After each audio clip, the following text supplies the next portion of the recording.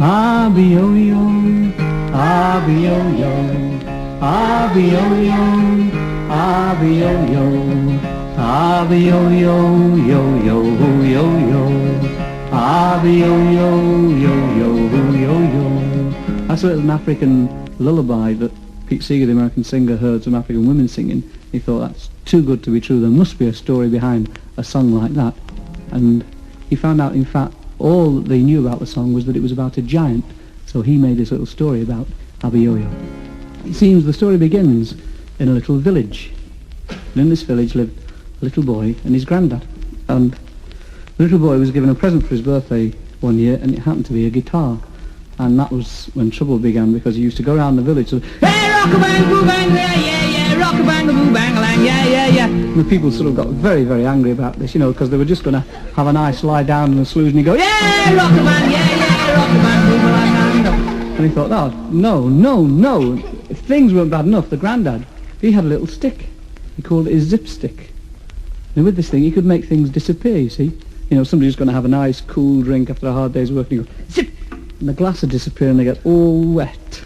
Or somebody else just going to sit down after a hard day's work, and zip, the chair would disappear and they fall down on the ground.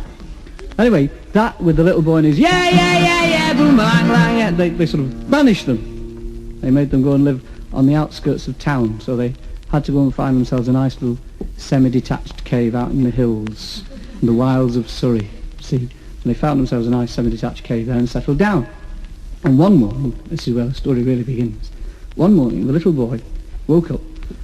He came to the mouth of the cave. He'd been to a party the night before or something, and rubbed his eyes and he looked, and there, in front of the sun, just rising, he saw a huge shadow. Well, it wasn't a shadow, in fact it was a figure striding towards the village. And down in the village the people were just waking up, pushing open the shutters of the window. Oh! Look, it's Abiyoyo the giant! Run for your lives! Run for your lives! They were running all over the place, and back at the cave, you see, the little boy said, hey, I must tell Grandad. And he went dashing in the cave, grabs Grandad, and Grandad comes out putting his glasses on. He looks, hey, son, he said, that's Abiyoyo the giant. He's going to eat everybody alive. He said, unless we can get him to lie down. If we get him to lie down, I can zip, make him disappear. The little boy said, I've got an idea, Grandad.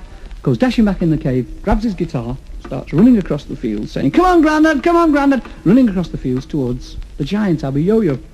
And the people saw this and they went, oh, don't go near him, he'll eat you alive, oh, don't go near him, oh. And you could see what they meant, because this giant was striding towards the village, boom, boom, and he stepped into the cow pasture, and a whole cow. And then he stepped into the sheep pasture, a whole sheep.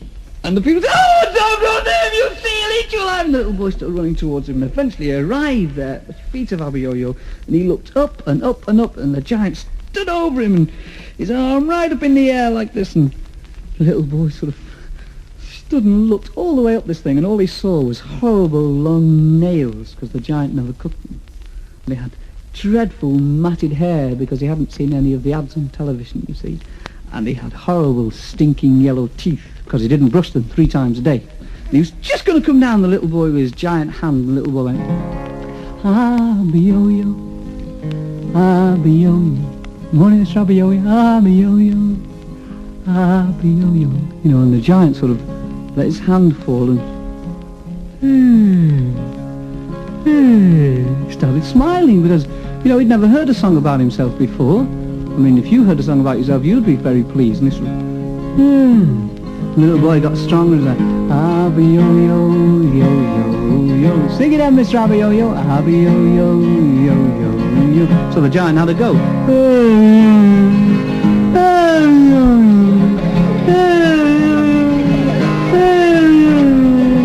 Abiyoyo, yo, yo, yo, yo. Sang the little boy, Abiyoyo, yo, yo, yo, yo.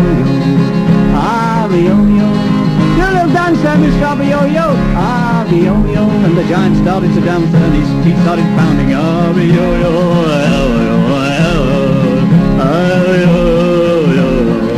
The little boy started playing a bit faster and the giant started dancing back.